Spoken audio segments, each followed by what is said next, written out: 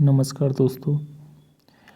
Class 6 NCERT geography से आज आपका प्रथम पाठ है सौरमंडल में पृथ्वी, जिसके के पाठों में आए विभिन्न क्वेश्चन आंसर्स के बारे में हम जानने का प्रयत्न करेंगे। तो आइए चलते हैं। सबसे पहला क्वेश्चन है कि निम्नलिखित प्रश्नों के संक्षेप में उत्तर देना है, अर्थात शॉर्ट में आंसर देना है कि ग्रह और तारे में क्या अंतर है।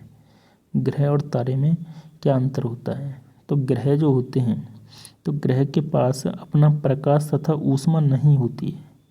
सबसे पहली बात तो यह याद रखें कि ग्रह जो होते हैं हमारे, तो उनके पास अपना प्रकाश नहीं होता, अपनी ऊष्मा नहीं होती है। नेक्स्ट, ग्रह सामान्यतः तारे से छोटा होता है। जो ग्रह जो होते हैं वे तारे से सामान्यतः किस प्रकार से होते हैं, छोटे होते हैं।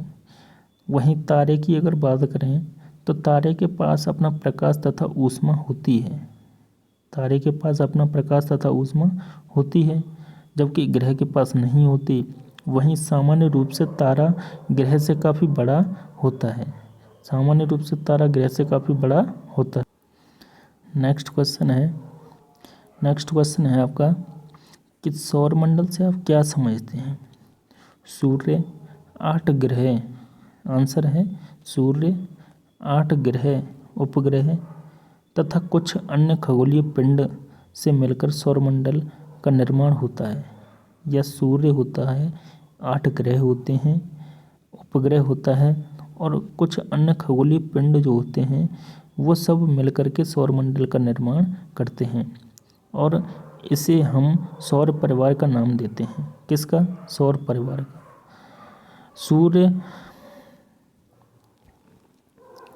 सूर्य सौरमंडल के मध्य में स्थित होता है।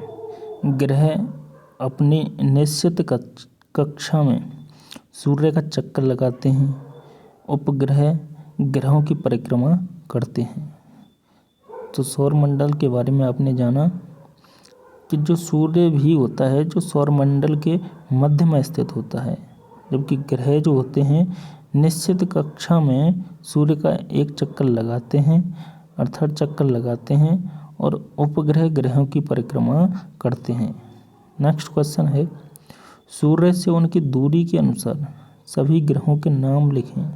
अर्थात दूरी के अनुसार जो ग्रह होते हैं, सूर्य अर्थात सूर्य जो होता है, मान लो कि सूर्य आपका यह है, सूर्य है ना, सूर्य यह है आपका, और इससे दूरी के अनुसार जो ग्रह होते हैं वो बनते हैं कि सबसे पहले क्या आएगा, बुध ग्रह आएगा, उसके बाद उससे बड़ा क्या आएगा, शुक्र आएगा, उससे दूर थोड़ा सा, वहीं उसके दूर सूर्य से थोड़ी दूर पे फिर आएगी पृथ्वी, क्या आएगी, पृथ्वी, वहीं फिर आएगा मंगल ग्रह, उसके बाद बृहस्पति, उसके बाद बृहस्पति, फिर शनि, उसके बाद यूरेनस, उसके बाद यूरेनस।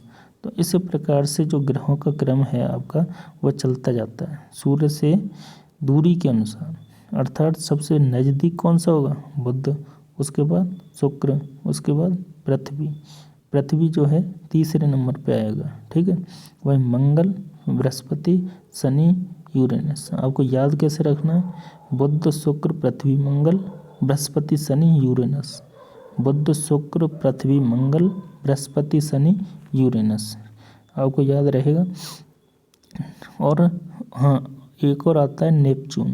कौन सा? नेपच्यून, जो कि 8वें नंबर पर आपसे पूछ लिया जाता है कि सूर्य से दूरी के अनुसार सबसे बाद में कौन आता है, तो नेपच्यून, और सबसे पहले कौन आता है, तो बुध।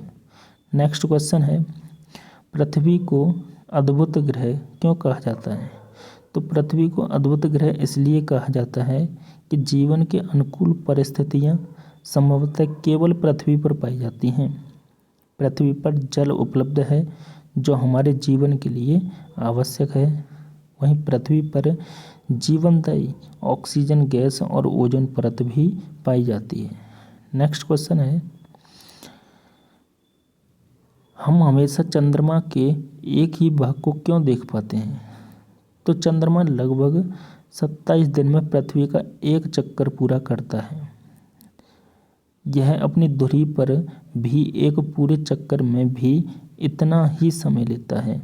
इस प्रकार यह दोनों प्रकार की गतियों को पूरा करने में समान समय लेता है और यही कारण है कि हम चंद्रमा का एक ही भाग जो है पृथ्वी से देख पाते हैं।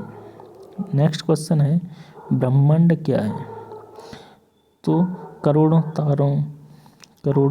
तारों, बादलों और गैसों की एक प्रणाली आकाशगंगा है।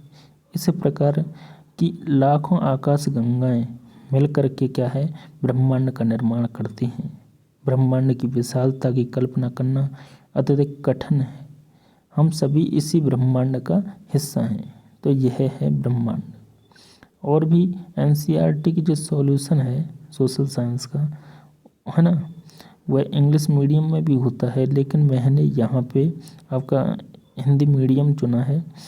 तो आइए नेक्स्ट क्वेश्चन जान लेते हैं कि किस ग्रह को पृथ्वी के जुड़वा ग्रह के नाम से जाना जाता है। तो आप सभी जानते होंगे, तो इसका आंसर क्या है? तो जो ग्रह होते हैं, सबसे पहला आंसर है आपका शुक्र। तो पृथ्वी का जुड़वा ग्रह के नाम से जाना जाता है किसको?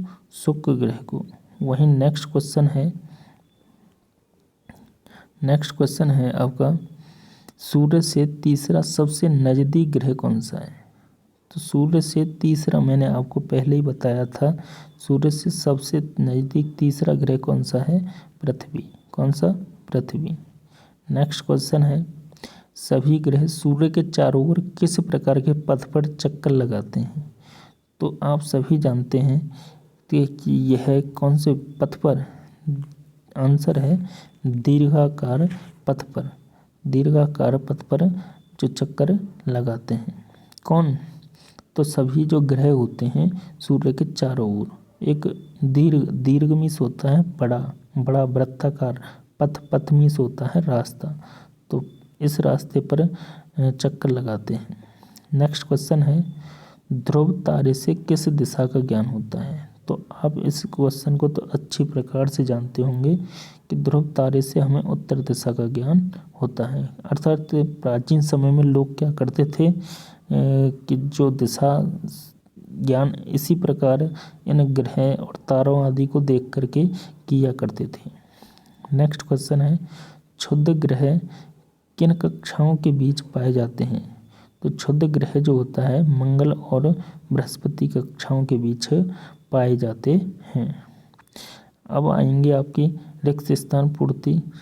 तो सबसे पहला है खाली जगह का समूह। एक समूह जो विभिन्न प्रतिरूपों का निर्माण करता है उसे क्या कहते हैं? तो तारों का जो एक समूह होता है वह विभिन्न प्रतिरूपों या रूपों का निर्माण करता है, तो उसे क्या कहते हैं? तारामंडल कहते हैं। अर्थात अनेक रूप बना लेता है ना, जैसे सप्तऋषि मंडल, तो वह तारों का ही तो समूह होता है, तो उसे क्या कहते हैं? सौरमंडल।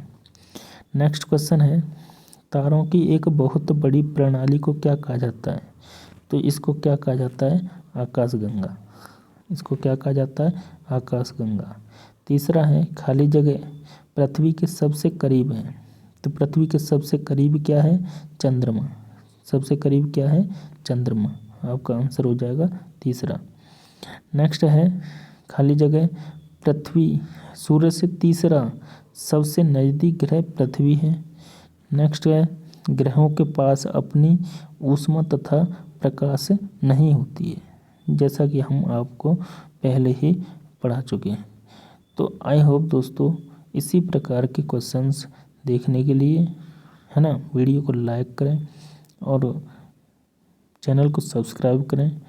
धन्यवाद।